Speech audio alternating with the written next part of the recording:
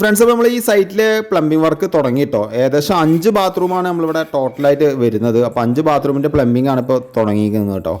അപ്പോൾ നമ്മൾ ആദ്യം ഡൈവേർട്ടറും കാര്യങ്ങളൊക്കെയാണ് വരുന്നത്. അപ്പോൾ ആദ്യം തന്നെ നമ്മൾ മാർക്കിംഗ് ആണ് ഫസ്റ്റ് ചെയ്യുക. ഒരു ബാത്റൂമിൻ്റെ വർക്ക് എന്ന് പറയുന്നത് ഫസ്റ്റ് മാർക്കിംഗ് ആണ്, വയറിങ് പോലെയല്ല. പിന്നെ കട്ട് ചെയ്ത് മാറ്റുന്ന പറഞ്ഞാൽ കുറച്ച് ബുദ്ധിമുട്ടാണ്. അപ്പോൾ ആദ്യം തന്നെ കറക്റ്റ് മെഷർമെൻറ്റും കാര്യങ്ങളൊക്കെ നോക്കിയിട്ട് ഫൈനലാക്കിയിട്ട് മാത്രമേ നമ്മളിത് കട്ട് ചെയ്യാൻ നിൽക്കുള്ളൂ. അത് കഴിഞ്ഞിട്ടാണ് കുത്തിപ്പൊളിക്കുന്നത് കേട്ടോ.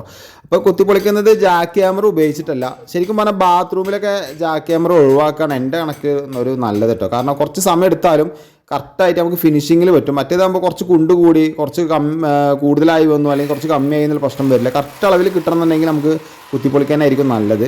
പിന്നെ ഇതേപോലെ തന്നെ പുറത്തേക്ക് ഹോൾ അടിക്കുമ്പോൾ പലരും കണ്ടിട്ടുണ്ടാവും വലിയ വട്ടത്തിൽ. ഞങ്ങൾ പണ്ടൊക്കെ അങ്ങനെ ഉണ്ടായിരുന്നു, വലിയ ലോ ലെവലിലാണ് പുറത്തേക്ക് ചുമരാണ് പൊളിഞ്ഞു വരും. അപ്പോൾ നമ്മൾ ഇതേപോലെ ഡ്രില്ല് വെച്ചിട്ട് വലിയ ബിറ്റ് വെച്ച് കഴിഞ്ഞാൽ ആ കറക്റ്റ് അളവിൽ തന്നെ നമുക്ക് കിട്ടും കേട്ടോ. അപ്പോൾ എന്തായാലും നിങ്ങളുടെ അഭിപ്രായം ജസ്റ്റ് ഒന്ന് ഈ വീഡിയോയിൽ ഒന്ന് കമൻറ്റ് ചെയ്യാം.